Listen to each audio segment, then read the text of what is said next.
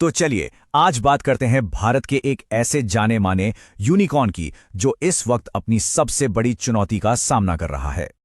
जरा सोचिए, एक 8 अरब डॉलर की कंपनी जिसके 22 करोड़ से भी ज्यादा यूजर्स हैं और अचानक उसे कहा जाता है कि उसका पूरा का पूरा बिजनेस ही शायद गैरकानूनी हो जाए। तो सवाल ये उठता है कि भारत की सबसे बड़े यूनिकॉर्न्स में से एक आखिर इस मोड़ पर पहुंचा कैसे।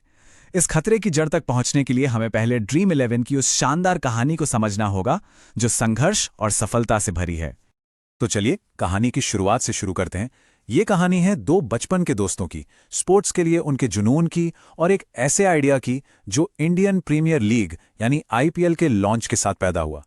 इनके नाम हैं हर्ष जैन और भावित सेठ।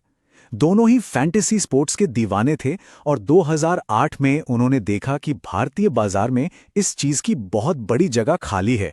और देखिए, एक मजेदार बात यह है कि हर्ष जैन के पिता भले ही एक अरबपति बिजनेसमैन हैं, लेकिन हर्ष की जिद थी कि वो अपने दम पर बिना परिवार के पैसे के अपनी एक अलग पहचान बनाएंगे।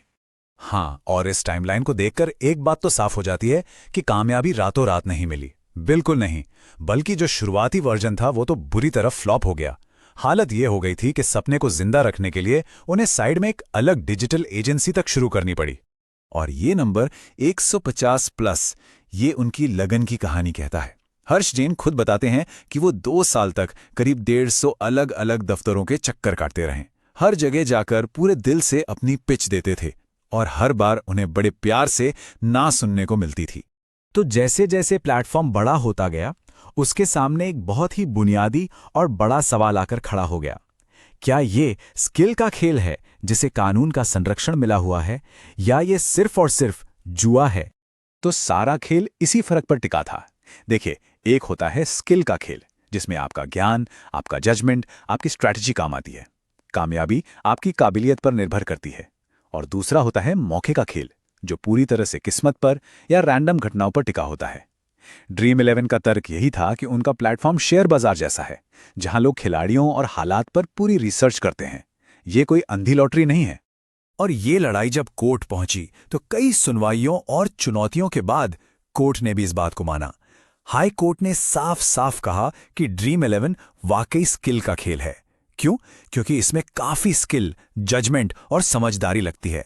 यूजर्स अपनी बेहतर जानकारी का इस्तेमाल करके टीम चुनते हैं, मतलब नतीजे पर किस्मत से ज्यादा स्किल का असर होता है।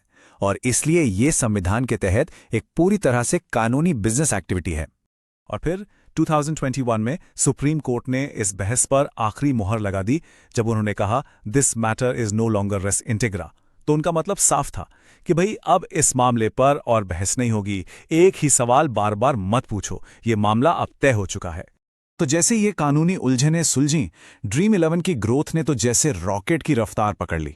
और देखते ही देखते एक स्ट्रगल करने वाला स्टार्टअप इंडियन टेक की दुनिया का बादशाह बन गया। और ये रफ्तार कैसी थी, इसका अंदाजा इस नंबर से लगाइए। आज इस प्लेटफॉर्म पर 22 करोड़ से भी ज्यादा रजिस्टर्ड यूजर्स हैं। मतलब उन्होंने भारतीय फैंटेसी स्पोर्ट्स मार्केट के 90% से भी ज्यादा हिस्से पर अपना कब्जा जमा लिया। और इतना बड़ा यूजर बेस, मतलब जाहिर है जबरदस्त रेवेन्यू। फाइनेंशियल ईयर 2023 में कंपनी का रेवेन्यू था 6,384 करोड़ रुपए।